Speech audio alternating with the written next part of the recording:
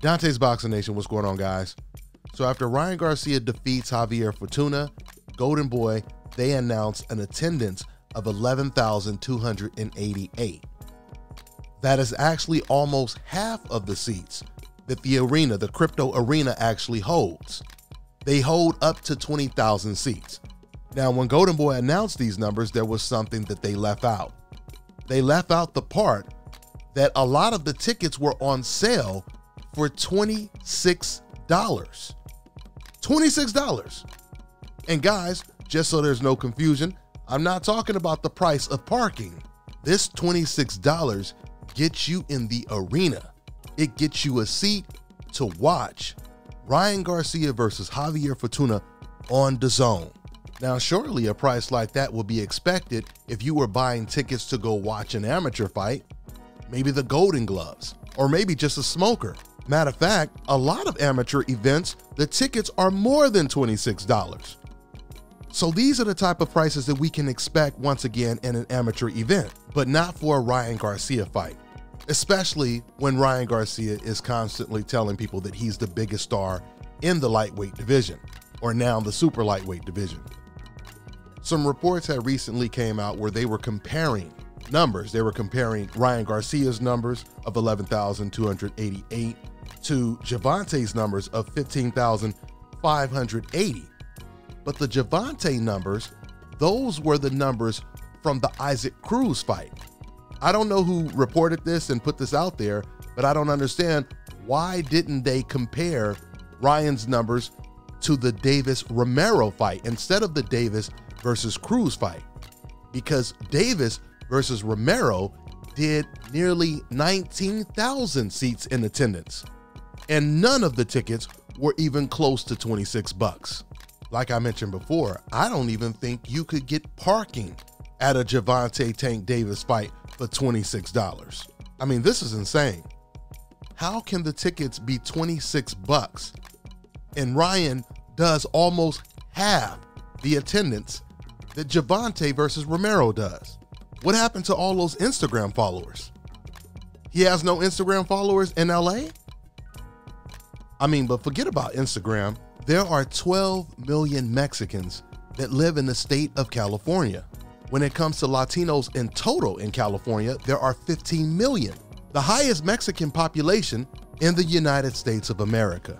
And they couldn't get another 7,000 or 9,000 Mexicans to buy tickets for 26 bucks? That means they wouldn't have shown up for free. It's just so ironic because Mexicans often have a built-in Mexican fan base. So the perception is Mexican fighters will often have a bigger support cast. That's clearly not the case with Ryan Garcia. Ryan Garcia is nowhere near the star that Gervonta Tank Davis is, but I think Gervonta wants this fight so bad, he's willing to make the fight happen no matter what. Like I told you guys before, Gervonta, he seldomly ever calls anyone out. He just recently started to call out Devin Haney, but he's been adamant about fighting Ryan Garcia next. You know, it's crazy when you think about how much Ryan Garcia and Teofimo Lopez have in common. For those of you guys who don't know Ryan Garcia, he recently just said in an interview when he was asked, you know, who would he fight if he couldn't get Gervonta Tank Davis, Ryan Garcia, he said he would fight Teofimo Lopez, right? And it's very interesting because Teofimo Lopez, before he fought George Kambosos and he was trying to sell that fight to networks, he sold it to Triller. Triller, they put in the highest bid, or at least one of the highest bids ever, just to purchase that fight. And then once Triller realized that the fight wasn't selling, like when they postponed the fight when it was supposed to be on the week of a whole lot of fights that was going to take place that same weekend. And because the fight wasn't selling at all, they dropped the tickets. Originally, the tickets were $175 to $2,500. They dropped it down from $40 to $400. And by the way, Triller, they never denied this report at all. And then shortly, very shortly, after they dropped the prices, the ticket prices, all of a sudden, they just completely canceled the event. And then we heard Teofimo come out and admit that he felt Trilla, they didn't even want to host this fight anymore.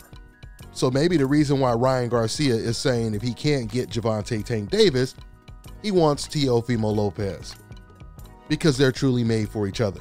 They have so much in common after all, right? First of all, it's too early to even be talking about another opponent when Ryan Garcia has been talking about nothing but fighting Gervonta Tank Davis. Even when he was promoting the Fortuna fight, he wasn't even talking about Fortuna. He was only talking about Gervonta. He didn't mention Teofimo Lopez. He didn't mention anyone else, only Gervonta. But if Ryan Garcia was going to talk about fighting someone else, it should have been the undisputed champion, Devin Haney. Hell, even though Ryan moved up to 140, Devin would probably be willing to move up to 140 to still fight Ryan Garcia. So you can't even use the weight excuse. But at the end of the day, if Ryan Garcia is not fighting Gervonta Tank Davis or Devin Haney next, there will be no way for Ryan Garcia to justify the situation. Just like when Ryan Garcia was calling out Gervonta Tank Davis before he had his anxiety attack and took time off, remember what he said. He only wanted to fight Gervonta, then out of nowhere, there was talks of him fighting Manny Pacquiao. He started telling people, I'm telling you guys, the only reason I'm not fighting Gervonta is because I'm fighting Manny Pacquiao. And then he ended up not fighting either one of them. Just like he couldn't justify that situation, he won't be able to justify this one either. Let's see how it plays out. That's all I got for now, guys. I'm on to the next one. All right, now check this out, guys. If you're looking to repair eczema scars, burns and bruises, dark spots and blemishes, then this right here is the perfect product for you guys. It's called Elo Deki Face and Body Oil. Athletes and top-ranking boxers, they're also using it after training to reduce swelling, inflammation, and to ease the pain. So get yours today. Go to elodeki.com, like them on Facebook, and follow them on Instagram. Fellas, I've got some great news for you. If you've lost your hair or have a receding hairline, the time has come when you can finally get your hairline back through a process called scalp micropigmentation. So here's how it works. It's a hair tattoo that replicates the look of your hair follicles when you have fully shaved it down. So to get this hookup, make sure you follow and contact my man Scalp Carolinas on Instagram.